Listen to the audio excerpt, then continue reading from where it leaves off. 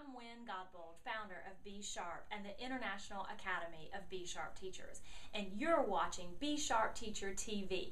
This is the place teachers come when they want to train sharp, when they want to be inspired to teach sharp, and most importantly, empowered to be sharp. Let's get into today's episode and see what's on tap for your 6-Minute Sunday. Hey, welcome back to B Sharp Teachers TV. I'm glad you stopped by this Sunday. This is the place right here at B Sharp and the International Academy of B Sharp Teachers where all we focus on is your authenticity, success, and your joy in your classroom. And today we are talking about your success, okay? Your success, as you know, is all wrapped up in your student success. And so what I want to do today is tell you about something I'm going to do actually over the next 8 months to help you out. But now hear me clearly. I'm only going to do this once a month on B Sharp Teachers TV, and then we'll spread it out over 8 months long.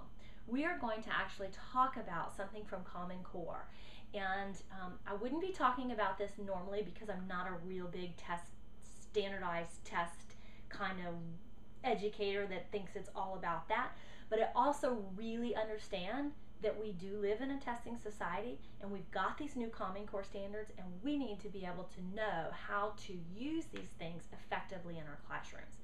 So today I'm going to give you a real quick overview of a piece of the standard, and then we'll take it apart over the next 8 months, only one time a month. Okay? All the other weeks of your month, we're going to be talking about authenticity and joy and success, but it could be success with reading, math, or anything. It doesn't have to be tied to Common Core. Only once a month. I got to make that really clear for you guys. Hear me loud and clear. It's only once a month. Okay, so here's the deal. Under the big math umbrella for Common Core, you have 2 sets of standards. One set on this side, these are your content standards, and these are divided up into grade levels. So at kindergarten, you have to know this. At first grade, you have to know this. Second grade, you have to know this. Third grade, you have to know this. That's content level standards. For instance, being able to add single-digit numbers with sums up to 20. That's a content standard. It belongs on this side.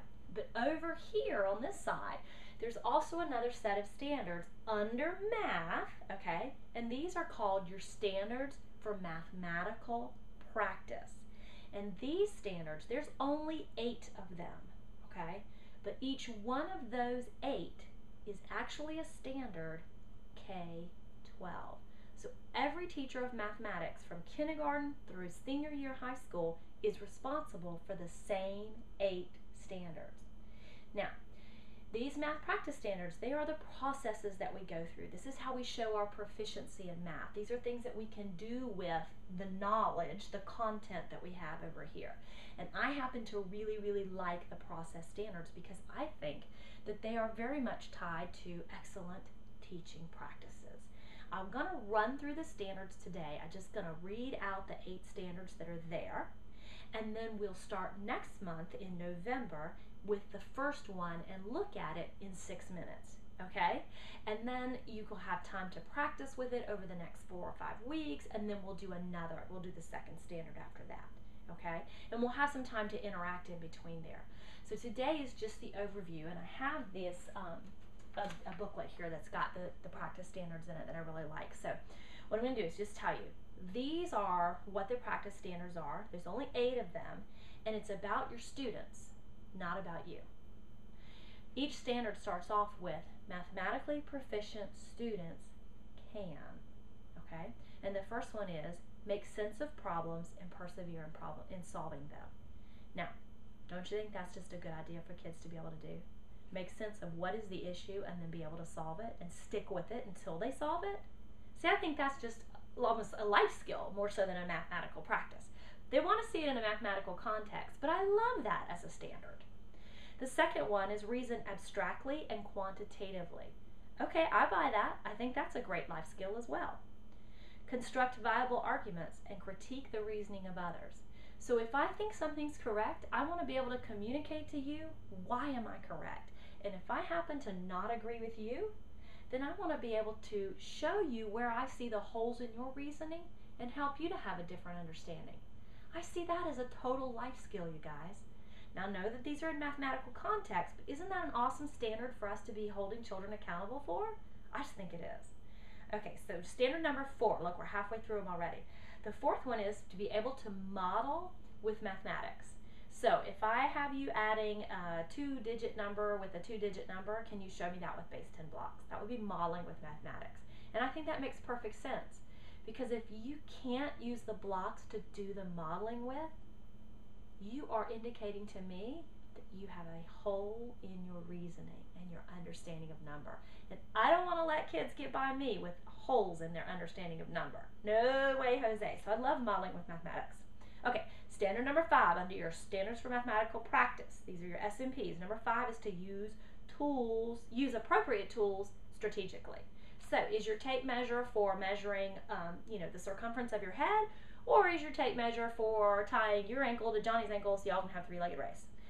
I don't think that's what the guys in the pipes and the hats with sipping their brandy when they thought up this stuff. I don't think that's what they had in mind, okay? But being as I've been in kindergarten and 1st and 2nd and 3rd grade classrooms, I totally see where kids would think that was appropriate. We just have to teach them differently. Okay. And hey, sometimes that might be a strategic use of a good tool. All right, anyways, the 6th one is to attend to precision. Sometimes we can be right without being really precise. For instance, if you're going to measure to the nearest ½ inch, how precise is that really? Depends on what you're measuring. Think about that one for a minute. Number 7, practice number 7 is to look for and make use of structure. And there are structures in everyday life that help us to function, and many of those structures are mathematically based. And I think it's a great idea that we talk about them in that sense.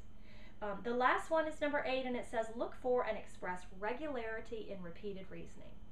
Now, if that's not ringing bells with you, let me bring it to you kindergarten style. That means, where's the pattern?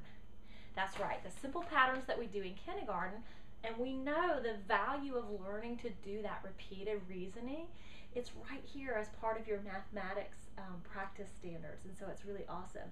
But the thing that's really cool is that even if you're a kindergarten teacher, this is your standard.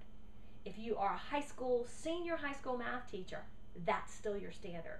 Now, it's at a very different level, but it helps us all to work together to move the kids forward, forward, forward, forward in their thinking and in their abilities. And I love that about these practice standards. So listen, here's the deal. Under the big umbrella of mathematics, you have 2 sets of standards. Content over here, what I need to know and be able to do as a student. Processes or practice standards over here. How do I go about developing my thinking, and then developing my thinking to the point where I can communicate that thinking. This is the process over here, and how do I do this math? It's what I got to do. This is how I get it done. Okay, and I love it. So we'll only take 1 weekend per month to talk about the Common Core standards in math, and it's just going to be the math practice standards. We'll do 1 each month so that you'll have plenty of time to work with it and get your feet on the ground. Now, what I want you to do is this. I want you to come over to bsharp.us because I have a download for you this week that goes with this video, and it is a download of the 8 practice standards and some information for them. It's nothing I created, it's just something I pulled together, kind of pieced in parts from different places and said, hey, this is very concise and teachers can use this. So pull the download and look over the 8 practice standards. And then you know what? If you see a way that you're already doing this in your classroom, leave us a comment there and let us know what's working well for you already without the whole government having to tell you these are the standards you have to be meeting.